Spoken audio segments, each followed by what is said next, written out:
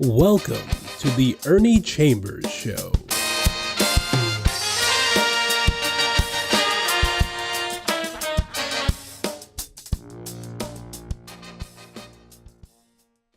Brothers and sisters, friends, enemies, and neutrals, it's good to be here today.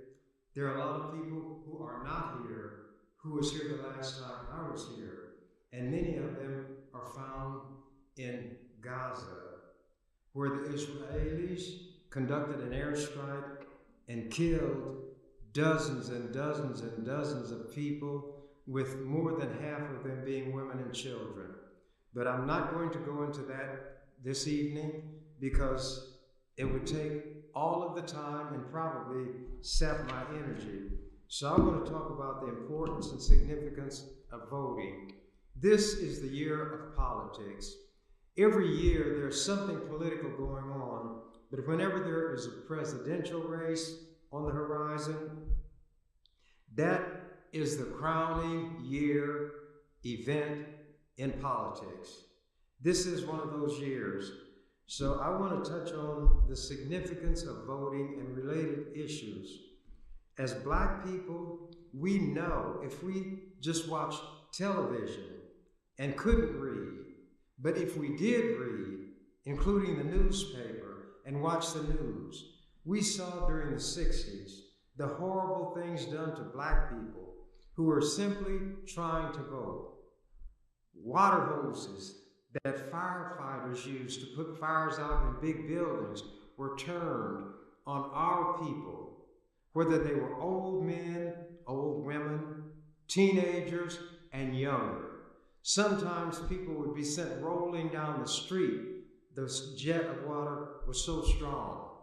Tear gas was used. Dogs, police dogs, were set up on our children, trying to get the simple things that a person in a society that is supposed to be civilized would take for granted. You couldn't eat at a lunch counter. You certainly couldn't live in a neighborhood if there were white people there. You couldn't get a decent job, and Lord help you if you tried to vote. There were times that the registrar would tell people, you can't register because we have to give you a test. How many bubbles are there in a bar of soap? How many windows are on the northeast corner of the courthouse? Things like that. To help ignorant white people, and by that I meant simply those without knowledge, without education, who couldn't read. But the registrars and the powers that be wanted them to be able to vote. They had what they called a grandfather clause, and this is where that clause developed. If a relative of yours voted in an election, however many years ago that they say, that automatically entitled you to vote without even registering. That person who was white made it possible by registering for you to be registered. Those of us who would appear in person could not register, therefore could not vote. Sometimes if you registered, your registration was torn up, votes were thrown out, there was corruption everywhere. When your enemy chooses something that puts him in fear, he automatically signals to you that this has power. Voting is something that these racists, not just in the South, not just during the civil rights explosive era of the 60s, but always, they want to do everything they can, put every roadblock in our path so that we cannot register or cannot vote. They change polling places. That's where you actually go to vote without giving adequate notification. These kinds of things still go on today. It's not the land of the free. When Francis Scott Key wrote those words, the land of the free and the home of the brave, when it came time to apply to Black people, it was the land of the tree, the lynchings, and the home of the slave. And Francis Scott Key himself was a slaveholder, as was Thomas Jefferson, Patrick Henry, George Washington. In fact, George Washington, the first president of this country, had so many slaves that when the Civil War broke out, the racist slaveholders in the South, the secessionists, the rebels, took George Washington as their patron saint because he himself had so many slaves. These are the kind of things that those white people who talk about critical race theory, they don't even know what those initials stand for. They mean they don't want the truth about their history told. Whatever your enemy fears is what is able to do the most damage to him and be of greatest help to you. Well, in Omaha, there may be some problems, as there will be anywhere when you have a large-scale system that's being administered. But I have not had anybody contact me to say that in Douglas County they were aware of any inappropriate conduct by the election commissioner, those who worked in that office, or anybody associated with the system. The biggest problem we had was when the legislature, trying to put a roadblock in the path of as many black people and poor white people as they could, required what they call photo ID. I'm not going to go into all the details of that, but I'm just trying to point out and make as clear as I can that voting is a powerful, not just a tool. A tool is used to do meaningful work, things that help. It's a powerful tool and also a weapon. A weapon is used against your enemy, somebody who's trying to hurt you. So whether you look at voting as a tool for constructing a better life by putting people in office of your choice who will do the right thing to the extent that they can, or a weapon that might put as many roadblocks in the path of enemies who are trying to get those positions of power. By the way, I'm running for re-election to the legislature. Some people have raised an issue about my age. Currently, I'm 86 years old. My birthday, July 10th, will make me 87. That will put me 10 years beyond what the Bible says is the number of a man's years. The numbers of a man's years are 70. A score is 20 years. 3 times 20 is 60, plus 10 is 70. So I'm 10 years over that limit already. This birthday that I'll have in July will make me 87. Do I look it? Some of you said I look like I'm 103. Well, if I look like 103 and I'm still here and can drop down and do 25 or 30 push-ups whenever anybody would catch me on the spur of the moment, well, I'm not too feeble. And I believe that my mind is clear. How many of you can do this? Z, Y, X, W, V, U, T, S, R, Q, P, O, N, M, L, K, J, I, H, G, F, E, D, C, B, A. For those who may not know, that's the alphabet backwards. You know, if I could say the alphabet backwards, which comprises only 26 letters, I can certainly count from 100 to 1. And in the legislature, what more do I need than that? I can quote long poems. I can sing songs, not well. In fact, I'm called the burglar of music because I break into song. Does this seem to be a lighthearted approach? It may be, but when you're trying to communicate with people, that means you, to the extent possible, are trying to put into their mind what you have in your mind. We use speech, gestures, facial expressions, meaningful pauses, explanations to try, to the extent possible, to show the person or persons we're trying to communicate with what is actually in our mind.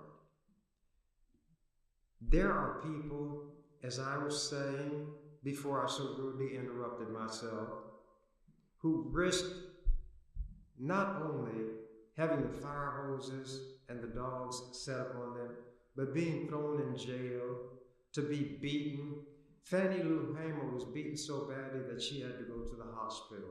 For what? And this was a woman trying to vote in the land of the tree and the home of the slave, trying to the extent that she could, through voting and legitimate means, to make it, in fact, the land of the free and the home of the brave. Tuesday,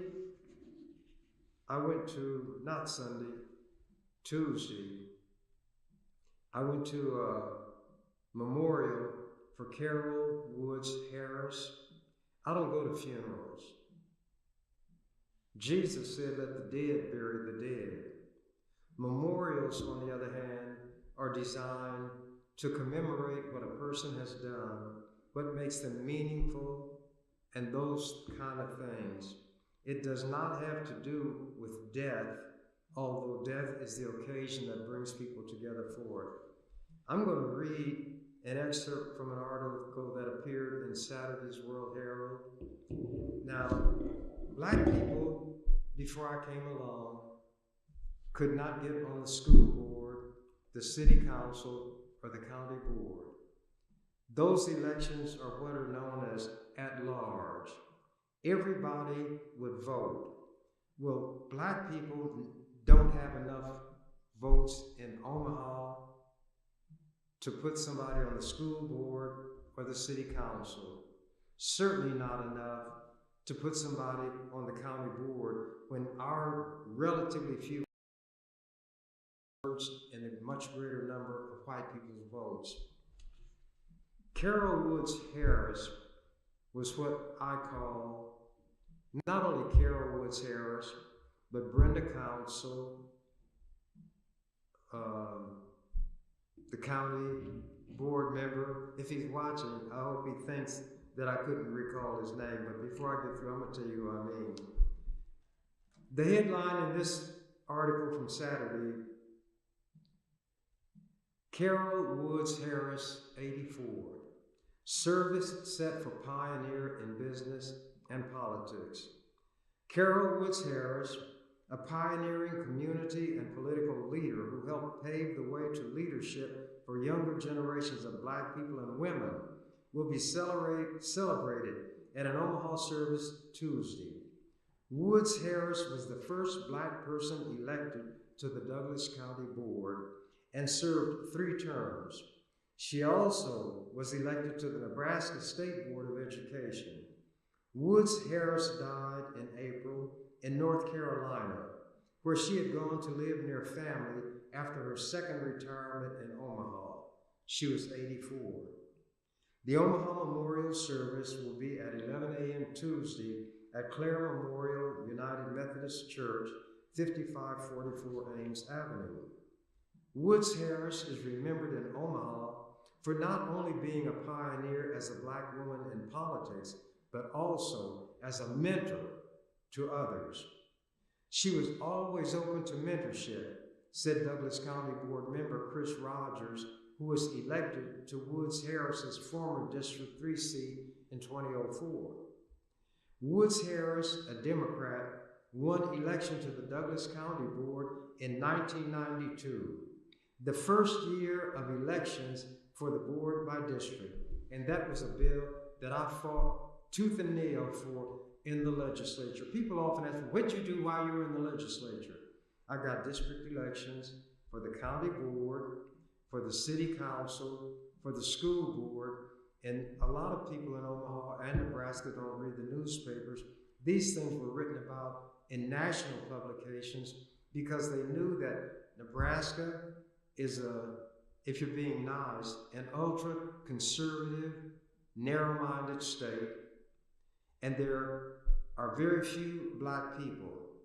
to have one black person in a legislature of 49, one against 48, and could get legislation such as this, district elections for the city governing board, the county governing board, and the county would be the Douglas County Board, and the school board.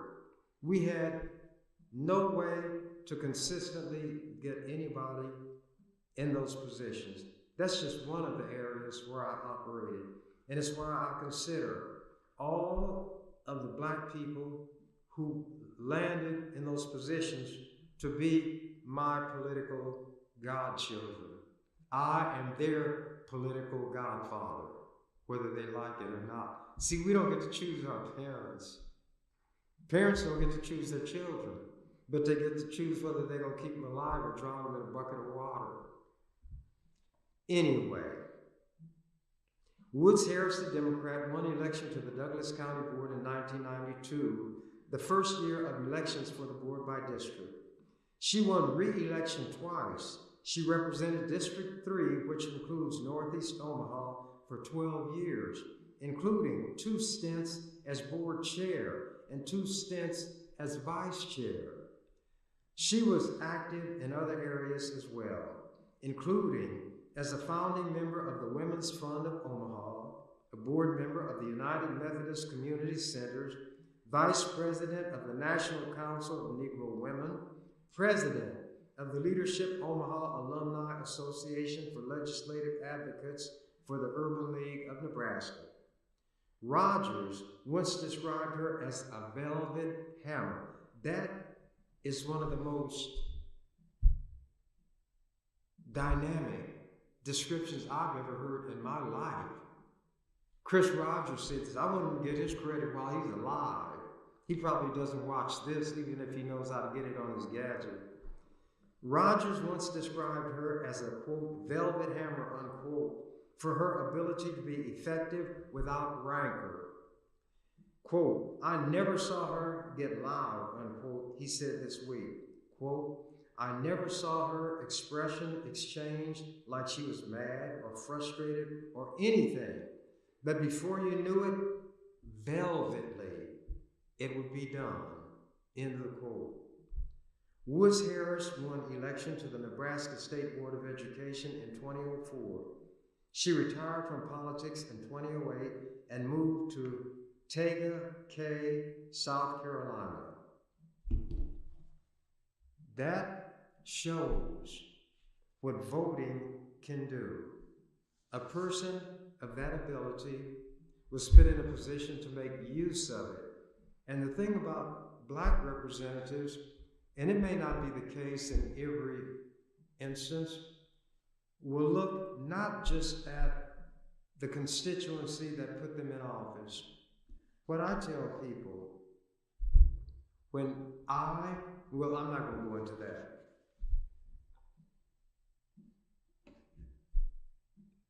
Do you all realize that the Constitution of the United States, the land of the free and the home of the brave, makes 4 references to slavery, the acknowledgement that at the time this country was founded, slavery was in full flower? I told you that Francis Scott Key wrote the words to what became the national anthem. There was a battle in Louisiana, Fort McHenry, and it was going roughly. They were fighting the British. And then when daylight came, the flag was there, so he said, oh, say can you see, by the dawn's early light, what so proudly we hailed at the twilight's last gleaming, whose broad stripes and bright stars, through the perilous night, or however it goes. I'm not too good at it. But anyway, he wrote the words, but he was not a lyricist. He was not musically inclined. So guess where the melody that is almost unsingable came from? There was a Greek god named Anacreon. He was the god of liquor, wine, and carousing. The English people composed this song to Anacreon in heaven. And here is the melody of that song rendered in part by the burglar of music who breaks into song. Da da da da da da da da da da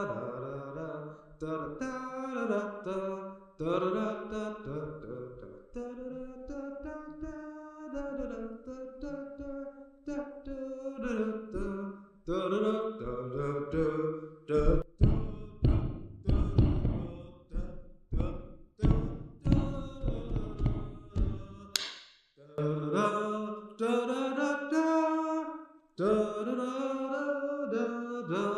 That melody came from the British drinking song to Anacreon in heaven.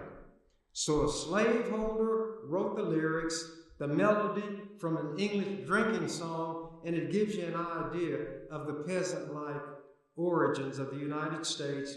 And for those white people who know a little of the history, you can see why they don't want it taught in the public schools. They say that it makes little white children feel guilty. Well, if the truth makes them feel guilty, something is wrong with the way you put the truth. Because the Bible says, you shall know the truth, and the truth shall set you free. But they don't believe the Bible like everything else. They use it when it's convenient, but then they use it as a weapon. Let me get into these bits from the Constitution. First, I'm going to read the preamble. That is a brief statement that precedes the contents of a document, and it lays out a description of what the document is going to be about. A summary, in a way, if you will. We, the people of the United States, in order to form a more perfect union, establish justice, ensure domestic tranquility, provide for the common defense, promote the general welfare, and secure the blessings of liberty to ourselves and our posterity, that means descendants, do ordain and establish this Constitution for the United States of America. Now, here is something about grammar.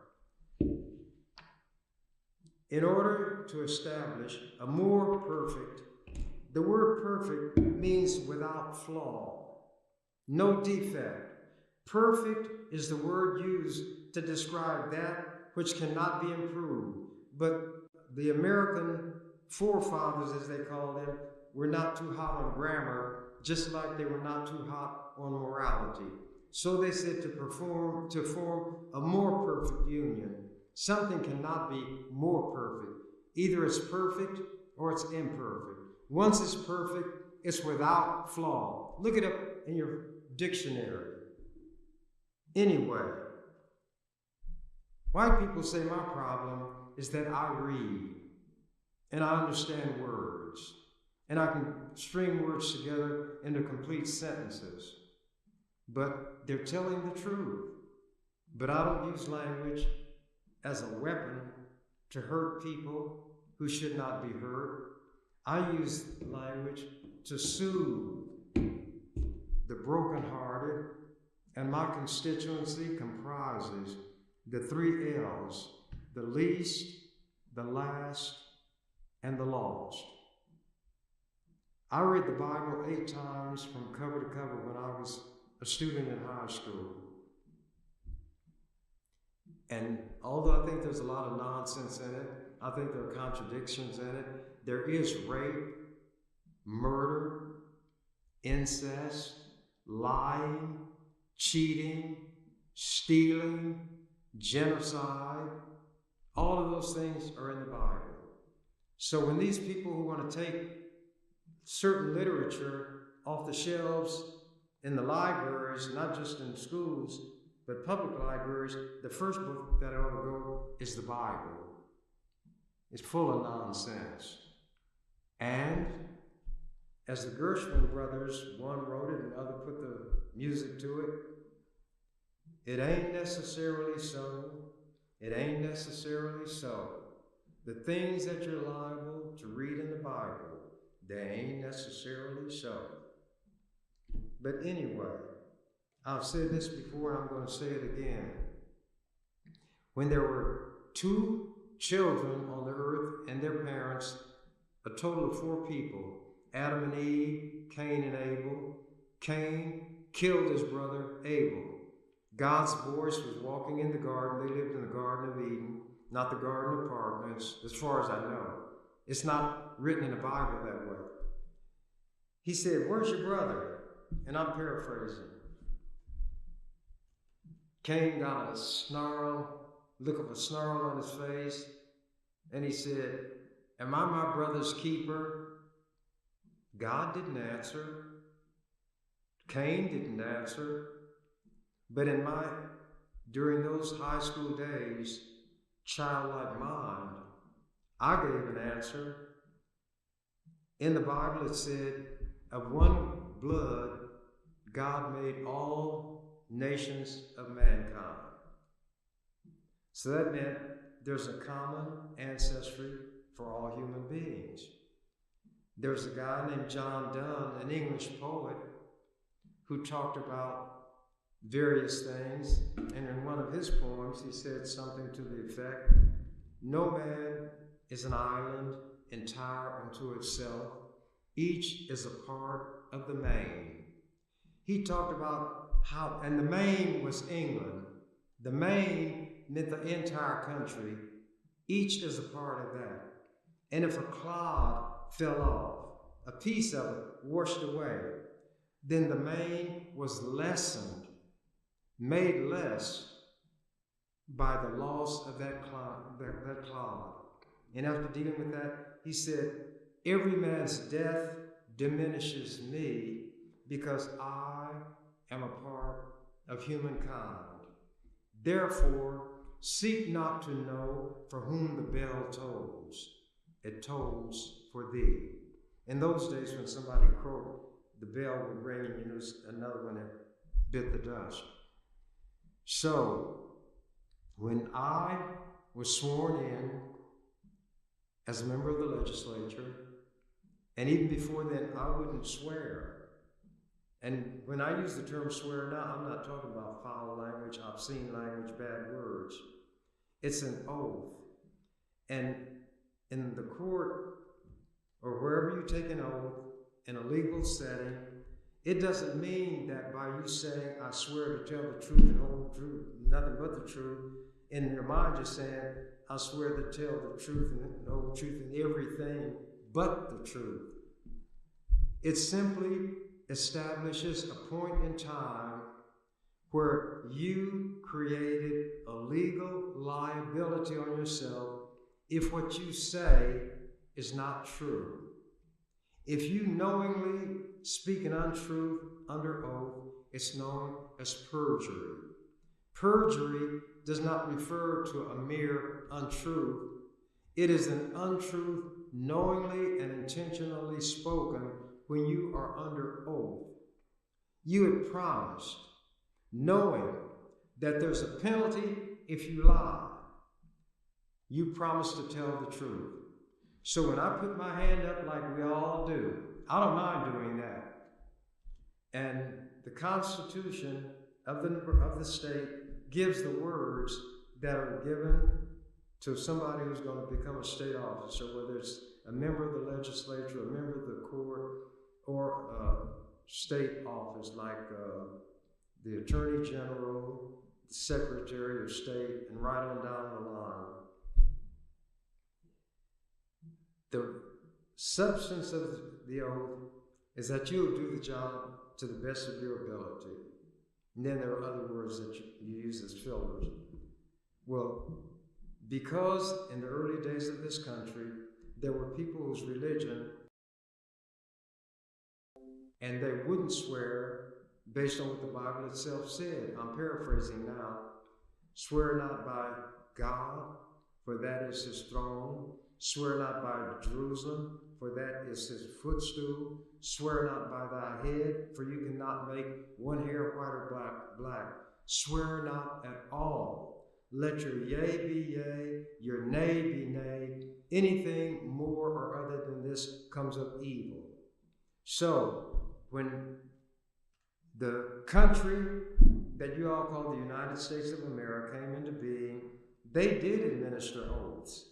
But because there were certain religious people who took their religion seriously enough, maybe not enough to avoid committing adultery, fornication, and things like that, but they took it seriously enough to do the easy things like not swearing, they'd put in parentheses, or affirm. And that word affirm spared you from taking an oath, swearing. You took the oath, but you did not swear. Yours was an affirmation, but it carried the same legal consequences. If in that situation, which otherwise would require the taking of an oath, you gave an affirmation and you knowingly, intentionally lied at the time you took it, then there can be legal consequences. If you are a member of the legislature or one of these other offices and you lie, then you're not going to go to prison for simply telling that lie. All politicians are presumed to be liars. But when I gave my affirmation, I meant it, and I did it without what is called reservation. That means you say certain words, but you leave unspoken the notion in your mind that I'm not going to do all of that. I'll go this far and no farther. When you hold back on it, that's a legal reservation, mental reservation. My intent, because I promised people when I first ran for the office, I was going to do the best I could to carry out the duties of that office, which meant to help everybody that I could who needed help, regardless of race, creed, color, religion, sexual orientation. Anything born of a man and woman is a human being. And since of one blood, God made all the nations of the worlds of men, then everybody born is my brother and my sister. And whereas Cain did not give an answer when God said, "Where's thy brother?" Cain answered with a question, "Am I my brother's keeper?" So I answered it. To the extent possible, I am my brother and my sister's keeper. And to the extent that I could, I kept that affirmation. I have people calling me to this day, lamenting the fact that I'm not in the legislature. White people who say, and I've got letters to this effect, I called my senator, he or she would not even take my call. I wrote, I got no response. I contacted you, and you got something done. That was not to make me a hero. It simply made me true to myself. I don't do things to impress anybody. I have an internal governor. You all call it a conscience. I call it what I call it. And that's between me and me. Now, that one inside of me is I let people know I have one true friend, and I give him a male gender because I'm male. He is deep down inside of me. He knows me. He knows everything I do. He sees everything I do. He knows everything I say. Maybe I can fool all of the people. Lincoln said you can fool all the people some of the time. You can fool some people all of the time, but you can't fool all people all of the time. Well, Trump has fooled his people all of the time and continues to do so. But nevertheless, this one inside of me will not let me rest if I have not done what I have voluntarily obliged myself to do. But when that one inside of me says, "Well done," that's when I can lay my head on the pillow at night and sleep the sleep of the just. And that is how I live. That's how I direct my life. And I don't tell anybody they have to do as I do, because they have their internal, whatever they call it, as I have mine. But I never give up. I trust my own judgment. I will never quit. And whereas to try to get somewhat poetic, I may fly in the upper regions of the air and soar like an eagle, but I never lose the purposeful swoop of the falcon. And that's the way I operate. So it doesn't make any difference to me whether people approve of what I do, whether they disapprove, whether they like me, whether they dislike me. It doesn't hurt me. I have one that I must please, and I know right from wrong. I cannot do like some people and fool myself. At any rate, this Constitution that I started talking about makes 4 direct mentions and references to slavery. But you should start with the Declaration of Independence, because it was put together prior to the Constitution. This Declaration of Independence meant that these colonists were going to break away from England. They were going to commit treason against their king, King George. And it starts,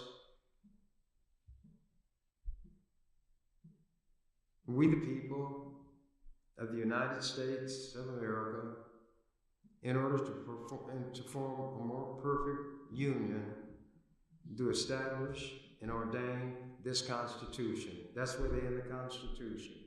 But the Declaration of Independence is different. And it talks about why these colonists are going to break away from the king. And I'm not going to go through all of that. But it starts by saying, we hold these truths. These are truths to be self-evident. That means when you say it, it defines itself. We hold these truths to be self-evident, that all men are created equal, endowed by their Creator with certain inalienable rights. That means you can't give them up yourself even if you want to, because as a human being, there are certain things that attach to you, and you cannot do away with them even if you try.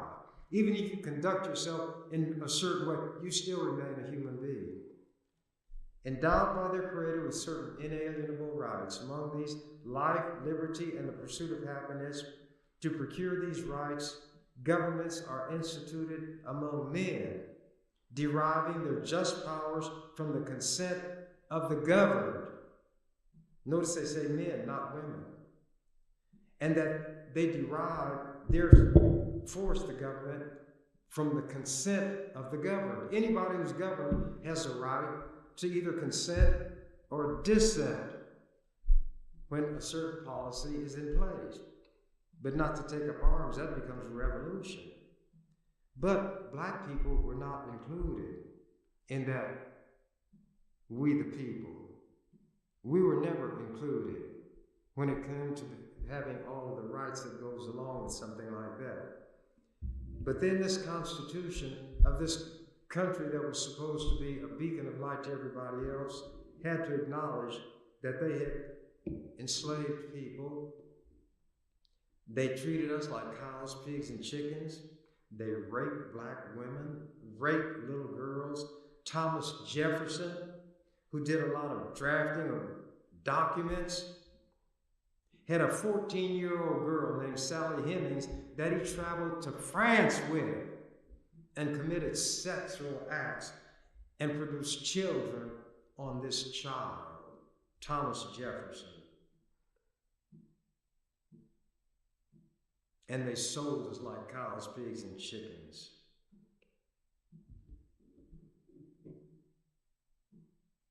I'm going to read the preamble, as I said.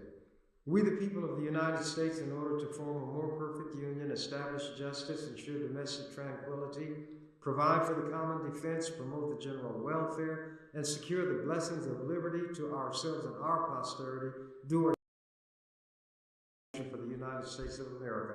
And Thomas Jefferson, in one of those rare instances of telling the truth, discussing slavery, he said, I tremble for my country when I remember that God is just, but he didn't tremble enough to free his slaves. And then I add this, Thomas Jefferson had a few favorite black women. And when Mrs. Jefferson, no woman likes the man who's supposed to be her husband or her man to be messing around with other women. She said, Thomas, I want to talk to you. He said, what do you want to talk to me about, Mrs. Jefferson? She said, Thomas, you leave those black women alone. He said, Mrs. Jefferson, I'll leave you alone first. And he often left her alone to go down into the slave huts and commit sexual acts on those black women. That's the history that the people who are white today and know their history don't want taught in the schools. Because the history of this country is so ugly, so anti-human and righteousness that those in power don't want it to be taught. So what am I getting at? A number of things. But I want to show where the Constitution acknowledged the slavery. In Article 1, Section 2, representatives and direct taxes shall be apportioned among the several states which may be included within this union according to their respective numbers, meaning population, which shall be determined by adding to the whole number of free persons, white people, 3/5 of all other persons. Those were the slaves. That's what they mean by the 3/5 of a man. 3/5 of the slaves would give the southern slaveholders additional power in the federal government, even though those 3/5 have no rights whatsoever, are not even treated as human beings. Article 1, Section 9, to protect the slave trade. The migration or importation of such persons as any of the states now existing shall think proper to admit shall not be prohibited by the Congress prior to the year 1808. They protected the slave trade while talking about creating a free society for 20 years. Congress could not amend the Constitution to prohibit slavery during that time. Article 4, Section 2. No person held to the service of labor in one state, meaning a slave, they won't put the word slave, held to service or labor in one state under the laws of that state, escaping into another, shall in consequence of any law or regulation therein be discharged from such service or labor. In other words, whatever is said by the law in that state, if the slave gets there, that law will not remove his status as a slave, but he shall be delivered up on claim of the party to whom such services or labor may be due. It means that a slave who had the ingenuity and wherewithal to escape to what they call a free slave would be caught and had to be returned to slavery in the land of the free and the home of the brave. Article 5, when the Constitution is discussed in terms of being amended. No amendment which may be made prior to the year 1808 shall in any manner affect the first and fourth clauses in the 9th section of this article, and those dealt with slavery. The slave trade was protected for 20 years, and if a slave escaped, that person had to be, if it was captured, had to be returned to slavery. Now my time is just about up. So I'm going to indicate that when people fear the vote, fear those who vote, it lets you know what is the strongest weapon you have at your disposal to fight your enemy. Black people, I'm talking to you especially. Register and vote. Vote for the person who you feel is going to do the job that is required, meaning give his or her best thought, study, and ability to make sure that all people, to the extent one person can do it, will enjoy the fruits of liberty, justice, and equality. This subject is so vast. College courses that run for years are offered. I had to do it in an hour, and I couldn't do it all. And maybe I didn't even do it well. But I'm not going to shortchange myself. I did what I could with what I had to work with in the time allotted. And if I get back in that legislature, there's going to be a change. And I've had people call me from other parts of the state who said if they could vote for me, they would, but they know they can't. And one of these times I'm going to discuss how it was that I got the things done in the legislature that I did, such as retaining the one electoral vote that Nebraska has. And when I kept it and Biden won, national media said that that one vote could deliver the presidency to Joe Biden if he did not win Pennsylvania, and it was put there by the only black member of the Nebraska legislature. You all don't know what you have, do you? And some of you who know what you have don't like it, do you? Well, I got to be me. What else could I be but what I am? And take it or leave it, like it or love it. What you see is what you get. And as the canary said, when he found out that the door to the cage was open, I'm out of here.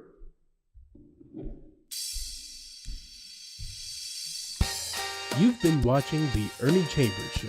If you'd like to leave suggestions, email us at ewcfacts@gmail.com. That's ewcfacts@gmail.com. This is an EWC Communications production.